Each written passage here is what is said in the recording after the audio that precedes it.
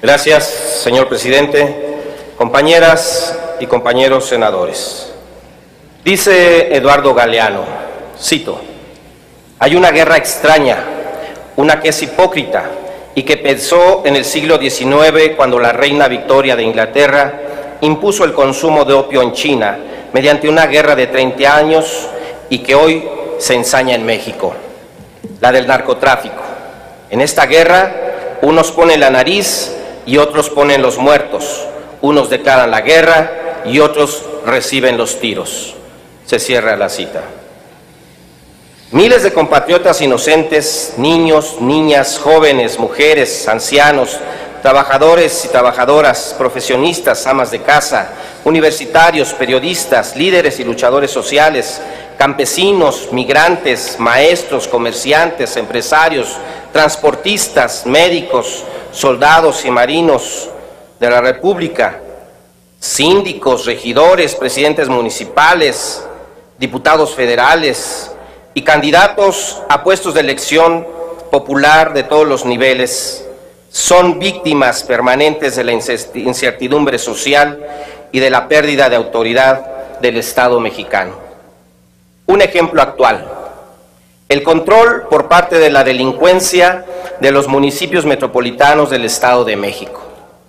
En los últimos 3 años, la vida de quienes habitan estos municipios se ha visto alterada gravemente por el avance y control territorial del crimen organizado sin que nada le contenga.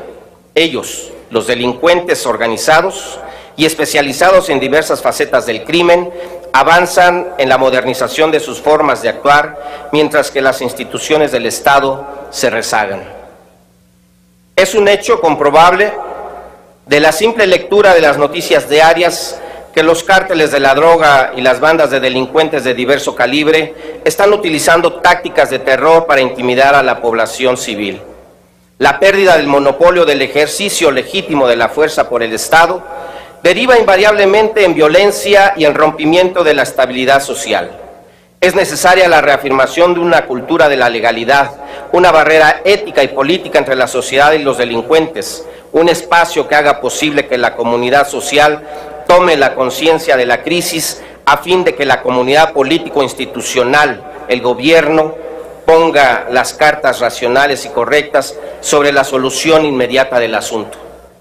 El fenómeno del narcoterrorismo ya está instalado en el territorio nacional.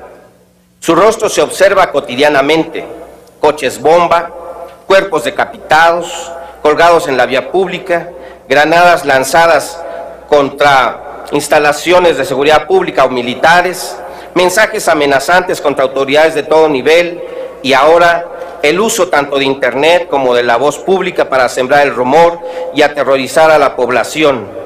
Frente a esto, el gobierno no puede ni debe agazaparse, achicarse o asumirse rebasado e incapaz de conducir el orden y la cohesión social.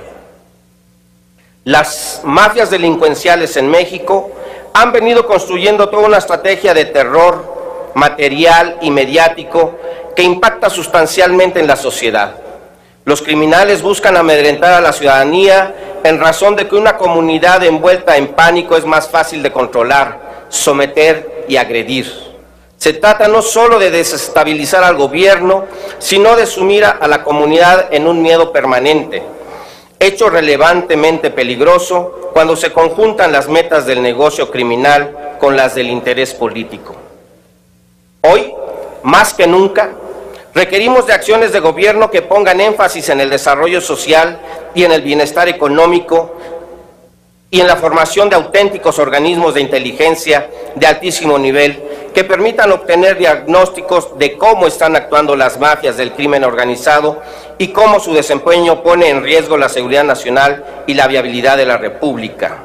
Una estrategia correcta que no ponga en riesgo a la población civil y que no soslaye los vínculos existentes en México entre la criminalidad y complicidad policíaca.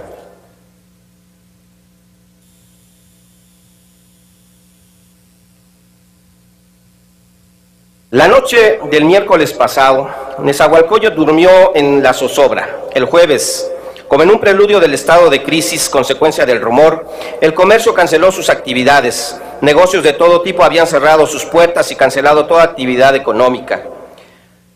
El transporte público paró dejando varados a miles de usuarios. Un cálculo de los transportistas mismos nos dice que 15,000 unidades pararon y tuvieron una pérdida de más de 20 millones de pesos. La fábula de hordas de porros dispuestos a todo tipo de vejaciones contribuyó a que el 30% de las escuelas suspendieran clases y en aquellas que abrieron el ausentismo fuese de hasta el 70%. La meta política de esos grupos había sido cumplida. La psicosis colectiva estaba dada. Por la mañana del jueves en los municipios de Texcoco, Ixtapaluca, Chicoloapan, La Paz, Chimalhuacán, Valle de Chalco, Chalco y Tlalmanalco, miles de alumnos de escuelas preprimarias, primarias, secundarias y preparatorias no asistieron a clases por miedo a que fueran involucrados en alguna agresión de estos grupos políticos. Realidad y rumor se juntan. El hecho delictivo multiplica su dimensión. Se expande y vulnera la paz social. Un enfrentamiento, la disputa por la prebenda, un negocio producto del clientelismo político, una base de mototaxis. El juego de las mafias de que controlan el desordenado, irregular e ilegal transporte público en el Estado de México. Una entidad donde el servicio público y las concesiones administrativas se transforman en privilegio, abuso y corrupción. Antorcha Popular, en su peculiar forma de control político y manipulación de la pobreza, ha sido apoyada por los gobernadores en turno del Estado de México.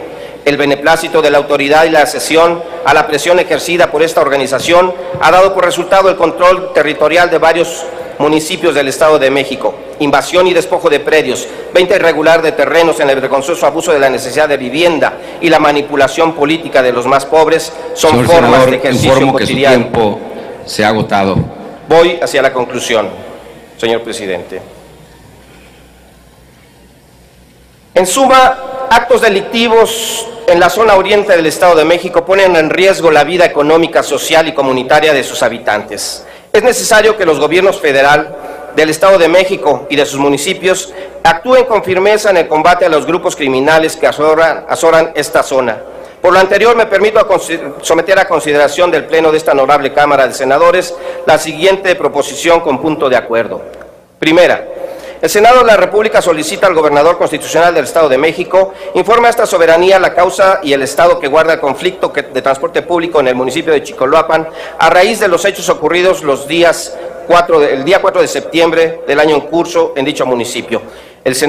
Segundo, el Senado de la República solicita al gobernador del Estado de México informe a esta soberanía sobre las indagaciones oficiales que el gobierno a su cargo tenga sobre el enfrentamiento entre integrantes de la organización Antorcha Popular y una organización de mototaxistas en el municipio de Chicoloapan con resultado de 2 personas muertas. Informe sobre el daño ocasionado a la economía regional y la vida social por la ola de rumores dispersados los días 4, 5 y 6 de septiembre del presente en los municipios antes citados, así como las medidas gubernativas estatales y municipales aplicadas para el resguardo y protección de la población civil de estos municipios. Tercera, el Senado de la República solicita al gobernador del Estado de México informe a esta soberanía si existen personas debidamente consignadas ante el Poder Judicial del Estado de México como probables responsables de delitos consecuencia de los hechos a que se refiere este punto de acuerdo. Y cuarto, el Senado de la República solicita la intervención del Ejecutivo Federal a fin de que de manera conjunta y con base en los acuerdos de coordinación y cooperación en seguridad pública en el Gobierno del Estado de México inicie un operativo de seguridad en los municipios